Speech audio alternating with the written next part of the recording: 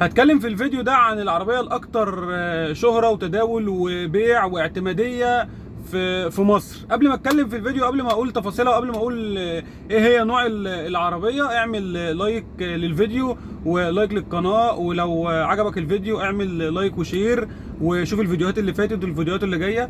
انا بيتر اشرف وده سوق المستعمل. العربيه اللي بتكلم عليها هي الهونداي فيرنا. الفيرنا طبعا كلنا عارفينها، مفيش حد ما يعتبر ما جربهاش او ما ركبهاش او ما استخدمهاش، او كانت مع، لو ما كانتش معاه كانت مع اخوه، لو ما كانتش مع اخوه كانت مع حد قريبه. المهم ان الفيرنا كلنا استخدمناها وكلنا ركبناها وكلنا اشتريناها وبعناها. العربيه الفيرنا اول حاجه هي عربيه بتبدا من موديل 2003 او 2004 لحد 2019. اخر اصدار ليها كان 2019. الفيرنا هي شكل واحد، ما اتغيرتش من ساعه ما نزلت لحد ما وصلت، لحد ما انتهت او لحد ما وقف تصنيعها. يعني من 2003 ل 2019 هي ما اتغيرش فيها اي حاجه خالص. نبدا اول حاجه، الفيرنا بتتقسم لايه؟ الفيرنا في منها 3 فئات. الفئات بتبقى في العربيات كلها فتحه سقف واوتوماتيك وبتاع. لا، هي الفيرنا مانوال واوتوماتيك. مانوال واوتوماتيك هي نفس العربيه، مفيش اي اختلاف خالص بين المانوال والاوتوماتيك غير الفتيس. هتلاقي العربيه فيها كل اللي هنا الفتيس بس اللي مختلف. العربيه 4 ازاز كهرباء، تكييف باور سنتر، عداد RPM وساعه وفتحه الشنطه من جوه والتانك وكده طبيعيه. لكن هي بتنزل بالجنط الحديد العادي بتاعها. اذا كان 13 او 14 كان بتنزل بجنط 13 لحد سنه مش عارف 2012 او 13، وبعد كده كبروا الجنط عشان العربيه تعلى شويه وتبقى ايه اثبت، يعني عشان العربيه خفيفه هي على الارض يعني. دي حاجه. الحاجه الثانيه نفرق بقى بين المانوال والمانوال. هتقول لي يعني ايه المانوال والمانوال؟ هقول لك ما في مانوال، في مانوال كامله وفي مانوال مش كامله. هتقول لي ازاي؟ اقول لك مانوال الكامله اللي هي بيبقى فيها 4 ازاز كهرباء وتكييف وباور وسنتر، والاوكر اللي بتاعت العربيه من جوه هتلاقي لونها نيكل. هتلاقي العربيه فيها ساعه فوق الكاسيت. هتلاقي العربيه فيها عداد RPM. طبعا الناس اللي ركبت العربيات عارفه يعني ايه عداد RPM. عداد RPM ده اللي هو بيخليك لو انت لسه بتتعلم السواقه، او انت حتى بتعرف تسوق وبتضرب عينك عليه كده، بتبص عليه في العدادات عشان صوت العربيه ما يعلاش، او انت ما تضغطش على الموتور المؤشر بتاعه يوصل مثلا لحد 2.5، تروح انت جايب الغيار اللي بعديه. ده بالنسبه للمانوال. فالRPM ده مهم. وفيها مثلا ستوب في الازاز ورا، وفيها الشنطه والتانك بيفتحوا من جوه، والطاره متحركه، والفرش مش عارف بتاعها بيبقى جلد، في حاجات كتير قوي كده بتبقى في فرق بينها وبين الفاضيه بقى ما فيهاش كل اللي انا قلت فيه ده. بتبقى تكييف وباور وبس. بتبقى اوكر عاديه طبعا زي العربيات القديمه. بتبقى ما فيهاش ساعه، ما فيهاش المرايات بتاعتها من بره. لو العربيه مثلا لونها نبيتي او فراني او كحلي او بتبقى المرايات من بره لونها اسود بلاستيك عادي. ما بتبقاش اللي هي لون العربيه، ما بتبقاش بتلمع زي العربيه، بتبقى لون اسود مختلف عن العربيه. ما فيهاش ساعه، ما فيهاش الستوب اللي ورا. الشنطه ساعات بتفتح من جوه وساعات لا، في ناس بتعملها لو العربيه ما كانتش نازله بيها. الطاره مش متحركه. في كام حاجه كده يعني، هم 13 فرق بينها بين الكامله والفاضيه في المانوال. الاوتوماتيك كده ما دام العربيه دي اوتوماتيك، بس بتبقى نازله اوتوماتيك مش متعدله. ما دام هي نازله اوتوماتيك فهتلاقي العربيه دي كامله يعني تكييف باور سنتر ازاز كهرباء اوكر نيكل، كل الحاجات دي. وانا هحاول اوضحها في الفيديو، يعني نجيب منها شويه صور توضحها يعني. لكن مفيش بقى في الفيرنا فتحه سقف، مفيش بتنزل بجنط اصلي سبور، لا، كل الحاجات دي احنا بنعدلها. وفتحه السقف لو لقيت عربيه فيرنا فيها فتحه سقف، تعرف ان العربيه دي يا اما جايه من بره يا اما مغيره سقف، لان الفيرنا في مصر ما فيهاش فتحه سقف خالص. بتبقى العربيه ما فيهاش فتحه سقف. الكامله، الفيرنا الكامله مانوال اسمها GLS، والفاضيه او بيقولوا عليها نص كماليات بتبقى اسمها LS. والفئه اللي بعديها هي بتبقى الاوتوماتيك، اللي هي بتبقى نازله بفتيس اوتوماتيك، وبتبقى شكل الطاسه بتاعتها كمان من بره مختلف عن الطاسه بتاعه المانوال. الفرق بينهم بقى بين دي وبين دي كان في الزيرو كان بيبقى فرق حوالي 5-6000 جنيه. انا افتكر ان انا سنه 2015 كنت هجيبها، بس طبعا موضوع اللي هي ضيقه وبتاع كده ففرق معايا، ما خلانيش عرفت اجيبها. الموضوع ده يعني انا طويل شويه وبحب العربيه تبقى قاعد في العربيه مستريح، والفيرنا عربيه ملمومه قوي وضيقه، فما حبيتش انا الموضوع ده، فما عرفتش اجيبها، وجبت عربيه غيرها يعني. فانا كنت هجيبها ساعتها كامله زيرو. انا فاكر سنه 2015 كانت ب 94,000 جنيه زيرو، وكانت الفاضيه منها بحوالي 87,000 جنيه. فالفرق كان حوالي 7,000 جنيه او 8,000 جنيه بالظبط بين الاثنين، والاثنين زيرو، والاثنين واقفين جنب بعض، والاثنين نفس اللون. هو الفرق ان دي كامله فيها 4 ازاز كهرباء وتكييف وباور وسنتر، ودي فاضيه تكييف وباور بس مفيش ازاز كهرباء. فطبعا مفيش حد كان بيركب عربيه بقى ساعتها ما فيهاش ازاز كهرباء.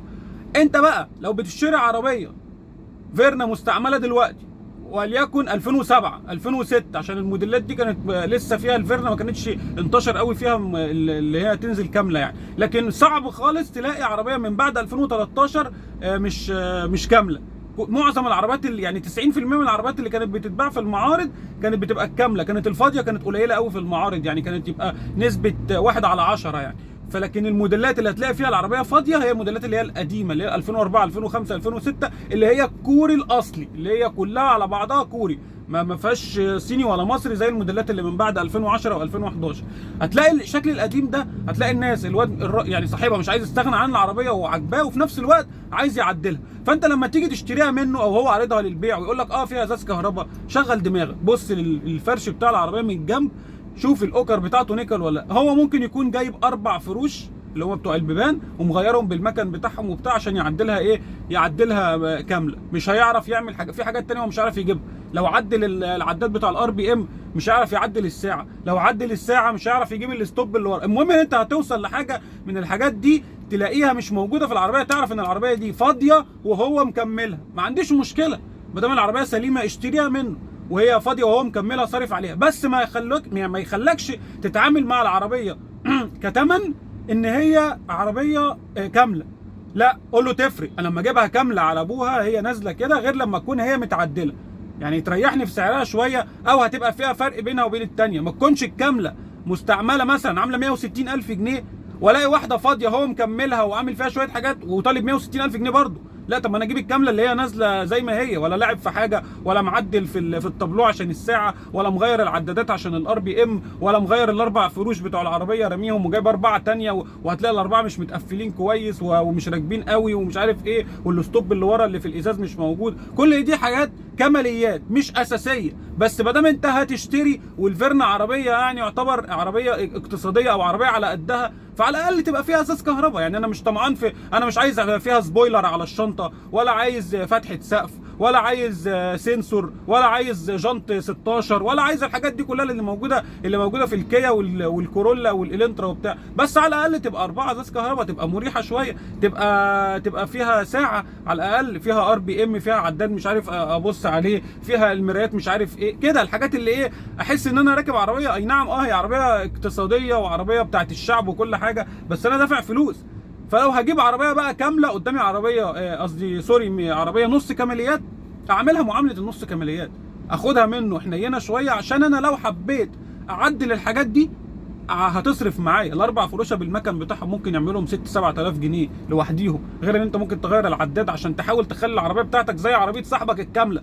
فانت هتصرف، هتروح تجيب 4 مثلا من عزبه شلبي ولا من الكوم الاحمر. بالمناسبه الكوم الاحمر دي اعمل سيرش عنها على جوجل، بص على المكان بتاعها. الكوم الاحمر دي كلها فيرنا، انت ممكن تروح هناك من ابره للصاروخ تلاقي للفيرنا استيراد وجديد، وممكن تروح تعمل هناك صيانه رخيصه للفيرنا. يعني لو ما عندكش ميكانيكي معين ممكن تروح الكوم الاحمر في من الابره للصاروخ للفيرنا. انا رحت هناك لقيت عندهم كل حاجات الفيرنا، هم تخصصهم هناك فيرنا. في عندهم حاجات ثانيه، العربيات الثانيه، بس الفيرنا هو الاساس. لو رحت بعربيه هناك مثلا لا قدر الله كانت عامله حادثه ومحتاجه رفرف لون معين واكسدام لون معين وحاجات كده، انت عايز تجيب نفس اللون، هتروح هناك هتلاقي نفس الالوان وحاجات لقطع الغيار للموتور للعفشه. الكوم الاحمر متغرقه طبعا. لو الكوم الاحمر دي منطقه بعيده عنك، يعني الكوم الاحمر دي على الدائري هنا من بعد الوراق وبسوس والقناطر وكده، لو دي بعيده عنك وانت مش من محيط القاهره والجيزه، ممكن تروح الحرفيين، ممكن تشوف بقى عندك منطقه قريبه منك ايا كان انت من محافظه ايه يعني. ده بمناسبه القطع غيار. نقول بقى حاجه تانية، الفيرنا اذا كانت بقى فاضيه كامله اوتوماتيك مانوال، الفيرنا فيها ميزه تكييفها ثلاجه. عربيه بيطلع التكييف بتاعها بيطلع سقوعيه اكنك راكب عربيه ما شاء الله مرسيدس او بي ام. تختلف عن عربيات كتير قوي في الكوري. الفيرنا عربيه محترمه في التكييف جدا، تكييفها حلو قوي، عربيه زيرو اعطال. بالنسبه للموتور بتاع الفيرنا كانت بينزل زمان لحد موديل 2006 او 2007 الموتور ال 1500 بيقولوا عليها المكنه السوداء او الموتور الاسود. الموتور كله لونه اسود، ما فيهوش حاجه يعني ما فيهوش لون فضي وحاجات زي كده النيكل والكلام ده. من بعد 2007 او 2008 نزلت المكنه ال 1600. ال 1600 دي نزلت لحد 2019.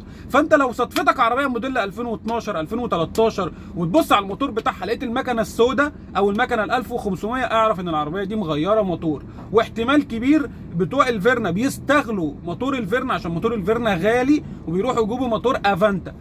افانتا دي عربيه اللي هي الانترا الاكس دي او الافانتا اللي بتبقى جايه من بره، موتورها بيركب على الفيرنا وبيقولوا اداؤه كويس زيه زي الفيرنا ورخيص. يعني لو موتور الفيرنا ب 10 ده بيجيبوه ده ب5 او ب6، فبيروحوا يجيبوه. انا بدي امثال ما اعرفش السعر بالظبط بتاع المواتير ايه، فبيروحوا يجيبوا مكنه افانتا. فانت لو رحت اتفرجت على العربيه لقيت المكنه بتاعتها سودا او مكنه افانتا، اعرف ان العربيه دي مغيره موتور. بس لو بعد 2008 او 2007، لكن قبل كده كان هي ده موتورها. يعني لو شفت عربيه 2006 مكانتها سودا، دي مكانتها دي بتاعتها. 2005 دي بتاعتها، هي كانت بتنزل 1500 الاول، بعد كده بقت 1600. ده حاجه ما تضرش العربيه وما تضركش وما تضرش صاحب العربيه. بس لما اجي اشتري ابقى عارف، ما يقولكش لا هي بتنزل بمكنه 1500 وتكون العربيه دي موديل 2011 2012. لا يا عم ما تضحكش عليا، هي من بعد 2008 بقت بتنزل بموتور 1600 اللي هو بيبقى فيه من فوق الوش بتاعه لونه فضي كده. فانت حاطط مكنه 1500 يبقى العربيه مشيت لها 300 400 الف كيلو، فرميت الموتور وجبت موتور 1500. استحرمت تجيب موتور الفيرنا ب 10 ورحت جبت الموتور ال 1500 الصغير، ما رضيتش تجيب ال 1600، جبت ال 1500 الصغير عشان ارخص. فده انت حاطه في العربيه، ما تقوليش لا اصل هو كان احلى، لا انت جايبه مسترخص. وكمان لو جايب بتاع الافانتا هو مسترخص اكتر. فلو العربيه انا يفضل بالنسبه لي العربيه يكون فيها موتورها. يوم ما العربيه تجيب اخرها قوي اعمل الموتور شامبر، عمر المكنه بتاعتها. انا ما بحبش حاجه تتغير، اجزاء في العربيه تتغير، ما بحبش شغل الموتور وتجيب موتور مكانه، ما بحبش كده. بحس ان في حاجه اتغيرت في العربيه ما بحسهاش. الافضل ان العربيه يكون فيها الموتور الاصلي بتاعها، يعني من ساعه ما العربيه زي ما بيقولوا كده اتولدت بالموتور ده، والموتور ده يفضل فيها. هي بقى لو غيرت موتور تتعامل العربيه معامله ثانيه. العربيه مغيره موتور يعني عربيه شقيانه، يعني عربيه مشيت، يعني عربيه اشتغلت لما قالت يا بس، فاهم قصدي؟ فما يجيش صاحبها وهو بيبيعها لك يعملها لك معامله ان هي عربيه سليمه 100% وانا غيرت الموتور نزاهه. لا مفيش حد بيغير موتور نزاهه. غيرت الموتور عشان الموتور بتاع العربيه اتفرك، ومعنى الموتور بتاع العربيه اتفرك يعني كل حاجه في العربيه اتفرك.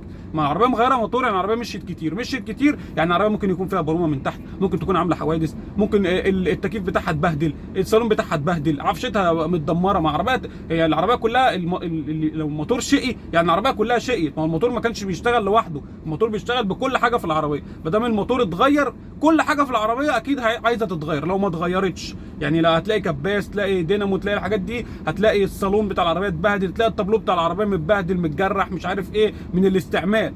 فكل حاجه ليها ثمنها. ما تجيش عربيه سليمه 100% ومش مغيره حاجه وبتاع زي عربيه متبهدله وصاحبها رششها من بره وبتاع. وحته ان تروح تجيب عربيه مستعمله يقول لك ماشيه 80,000 كيلو ورشه سقف. طب ازاي عربيه رشه بره كلها ورشه السقف كمان وماشيه 80,000 كيلو؟ ما انت ما تشتغلنيش.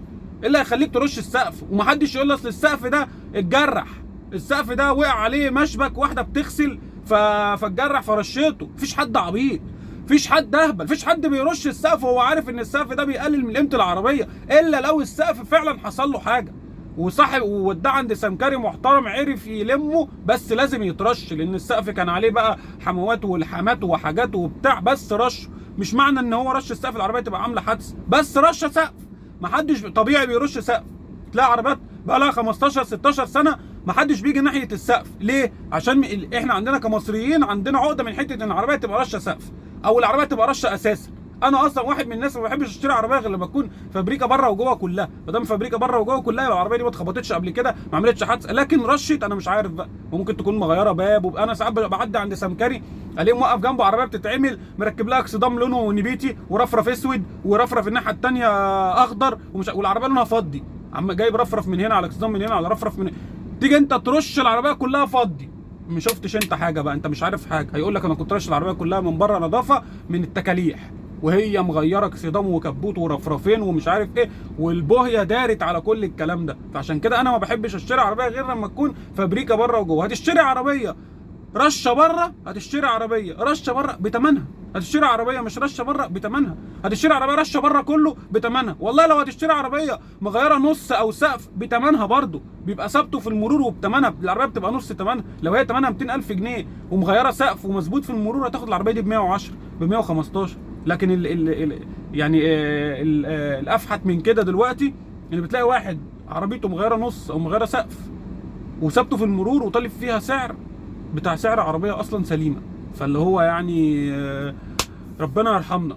لو عجبك الفيديو اعمل لايك للقناه ولايك للفيديو، وشوف الفيديوهات اللي انا كنت منزلها في الاول هتعجبك وتستفاد منها.